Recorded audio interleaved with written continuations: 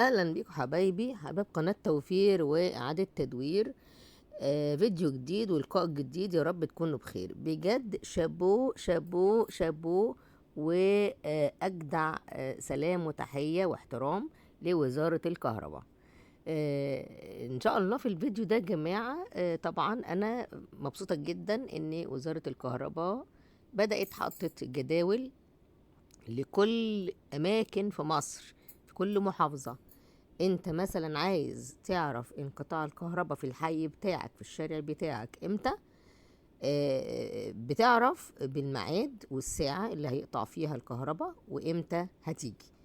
الجداول اللي انا شايفاه، اللي شايفينها قدامنا في الفيديو ده، بتضم كل مصر. بس طبعا انا ما قدرتش احط كل مصر، انا اكتفيت بمحافظتين، منهم السويس، عشان هي طبعا بلدي وحبيبتي.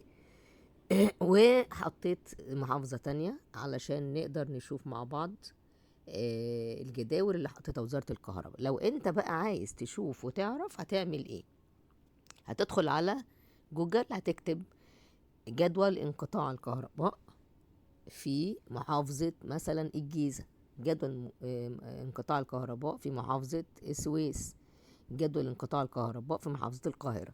هيطلع لك الصور بتبقى واضحة جدا وجميلة. فانت ممكن تعمل ايه، هتاخد الصور سكرين شوت وتعرف العنوان بتاعك فين، وتقدر تعرف الكهرباء تقطع عندك امتى. لان بصراحة في التزام، انا مبسوطة جدا جدا من التصرف ده. وناديت وكنت بتمنى، بنقول يعني معقولة احنا في مصر اي ازمة مش عارفين نحلها؟ معقولة احنا مش عارفين نحل ازمتنا بالشكل ده؟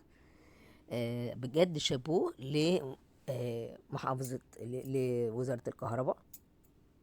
وهو ده المصريين لما بيحبوا يعملوا حاجة الحمد لله بيعملوها صح. يا رب الفيديو يعجبكم، وإن شاء الله انتظروني في فيديوهاتنا المعتادة.